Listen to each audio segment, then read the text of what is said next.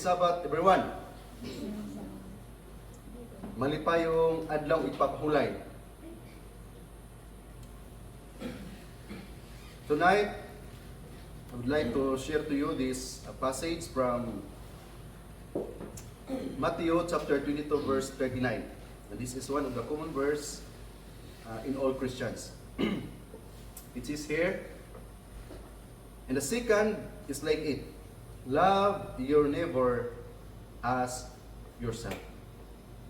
So now let us study this verse nga unsa pa gyud ato makutlo ng mga pagtulunan nga ato aplikal sa ang pagkinabuhi ni kalibutan samtang kita may paabot sa Ginoo. Magampot ta. Let us pray. Most gracious and loving Heavenly Father, we pause for a moment, dear Lord, because we recognize our nothingness without you. Please grant us, O God, knowledge and wisdom from above in order for us to understand this word that we'll be studying tonight. Thank you, O God, for granting a prayer in Christ's name we pray. Amen. Atong alantawon mga igsuon pagbalik ang background no ni ining suhito. Ang background from verse 36 mao ni ang mga panahon nga diin there is a scribe and Pharisee trying to test God.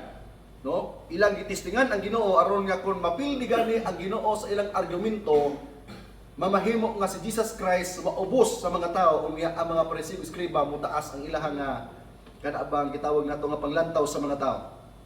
Verse 36 nagaingon, Maestro, unsa may pinakadako nga kini commandment sa balaod? What is the greatest commandments in the law?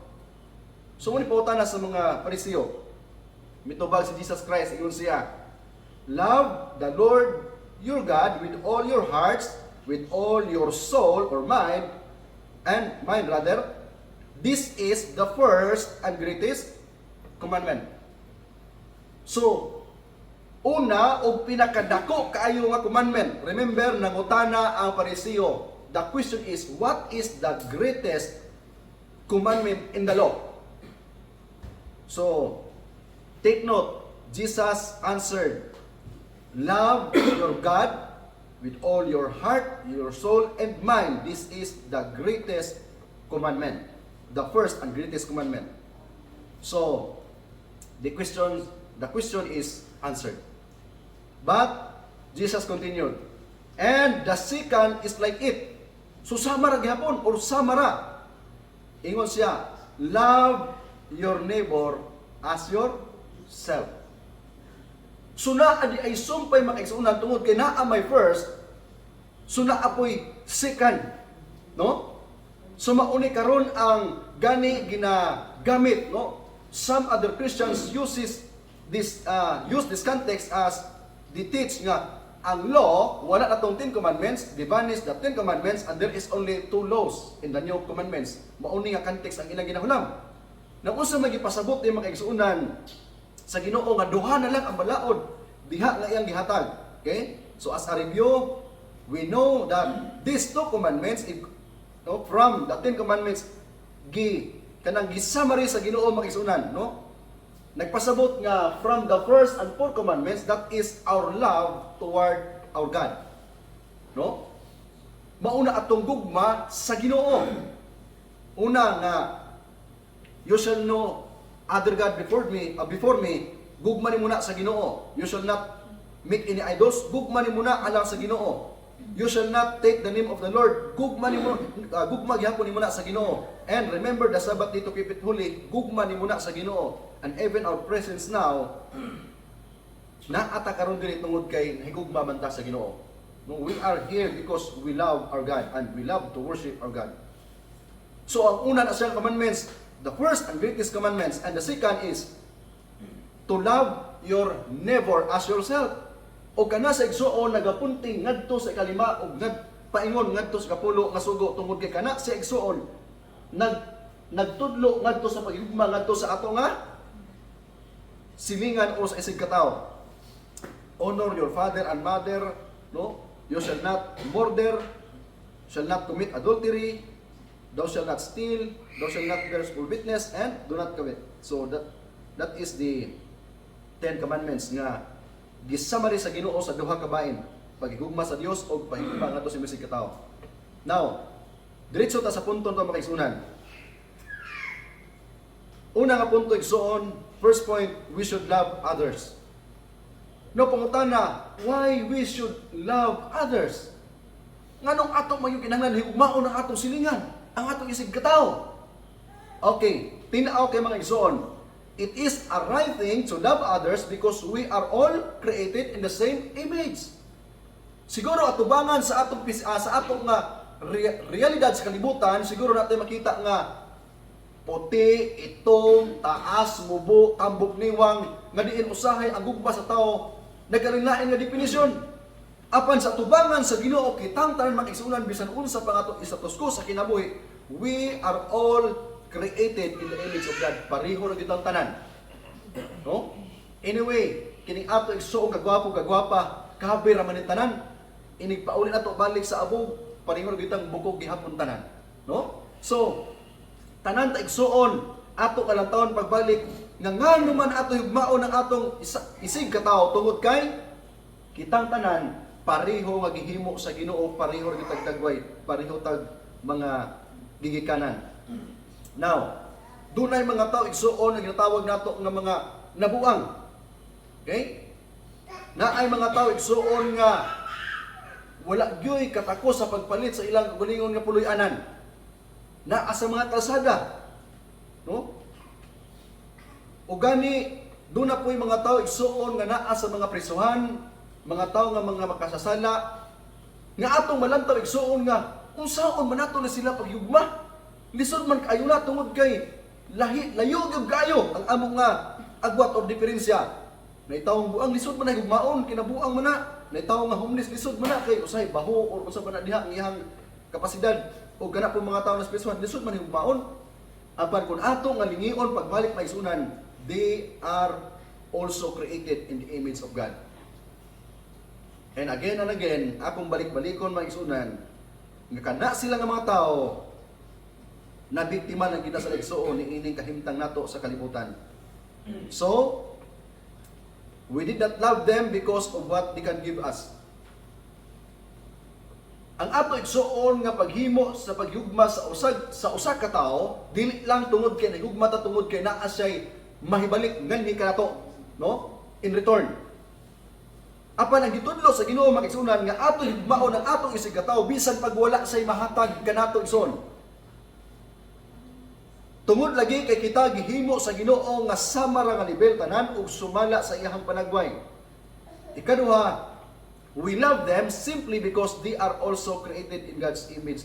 Tungod lagi maigsuon kitang tanan tubangan sa Ginoo pareho ra gyud ang tanan. Pareho ra gyud makisunan. Galing lang sila lang gyud ang naabdan sa sirkumstansya nga siguro di gyud siya kapalit sa iyang lingon nga balay. Siguro sila naabdan sa sirkumstansya nga diin nakapatay siyang tao. Siya lang ang naabdan sa sirkumstansya nga napuno siya sa problema hantod nalubag ang iyang pangisip nga wa na sa insaktong pangunahuna. But we should love them tungod kay sila mga binuhat pod sa Ginoo. We should learn to love others for Christ loves you and me even we are not worth living. Kitang tanan makaigsunan wala gyud tay mapasigarbo sa Ginoo nga makaingon ta nga halagi umay ko sa Ginoo kay kanang maayo mga kong pamaro. Higugma ko sa Ginoo kay maayo kong tingog. No? Actually makaigsunan kun atong natawon sa kinatibuk-an kitang tanan igsuon pareho ra gyud ta na kinahanglan ra gyud sa grasya sa Ginoo o pinaagi sa grasya sa Ginoo nga luwas kitang tanan.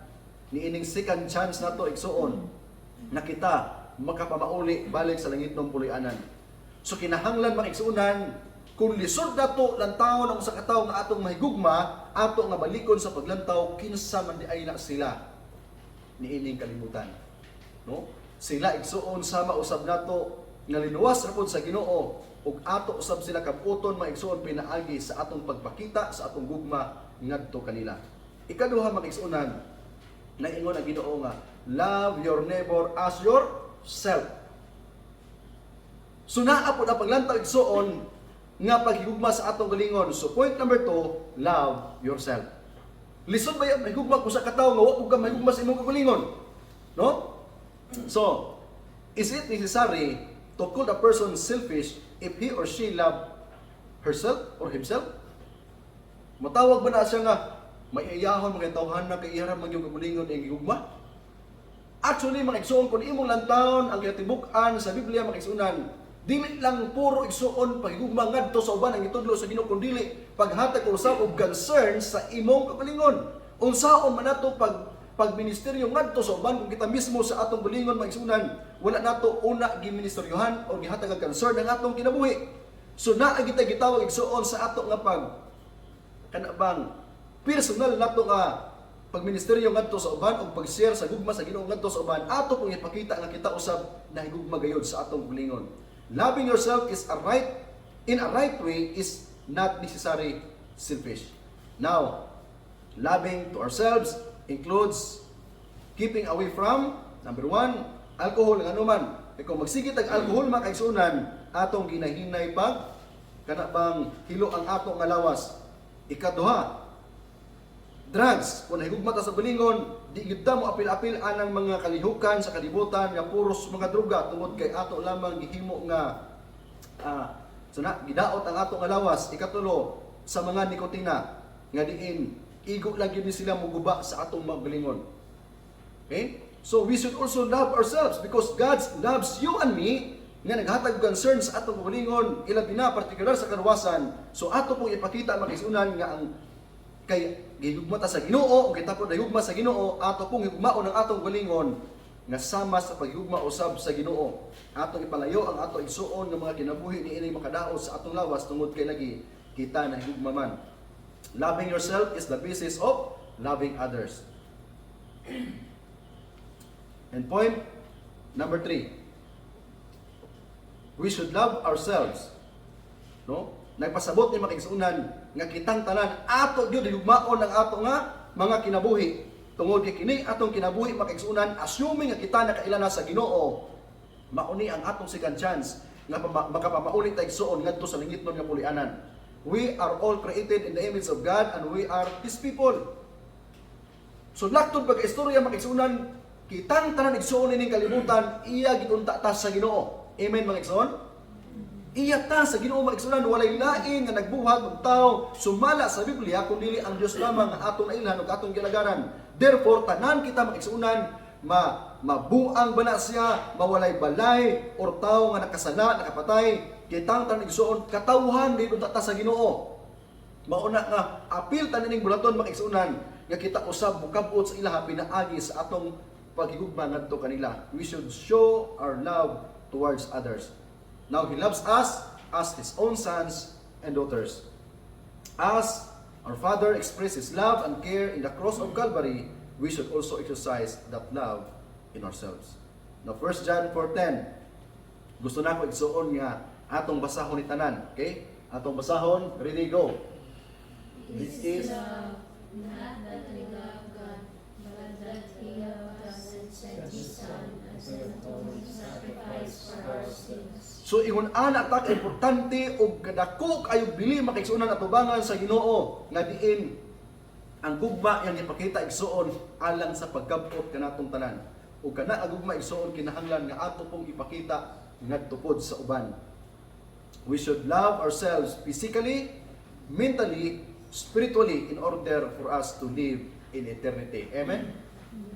So mauni mga igsuon ang atong concern mga igsuonan sa diin ang Dios nagsugo nga kita mahigugma sa atong isigkatawo sama sa atong paghigugma sa atong kagalingon. Ay nganuman sa diha mga igsuon nga atong gigugma ang atong kagalingon usab atong gigugma ang uban nga mga tawo sama ra mga igsuonan nga atong natuman igsuon kining ikalima nga sugo ngadto sa napuno ka sugo. Or sa lain nga bahin mga igsuonan ang atong paghigugma sa Ginoo sa atong kagalingon mauni ang pagtuman ni anang ikalima ngadto sa ikapulo nga sugo. So kitang tanan mga kaigsuonan walay exempted niini, kitang tanan nga nakaila sa Dios ug nahigugma sa Ginoo ato ni nga mga tulumanon. Christians' basic obligation is to love and care first for themselves while heading toward our heavenly home. It is necessary for a believer to be nourished into mature Christian physically, mentally, socially, and spiritually. So gikinahanglan yun mga igsunan, una ato nga higugmaon ang atong kagalingon in terms of kanang longing for salvation mga igsunan, no?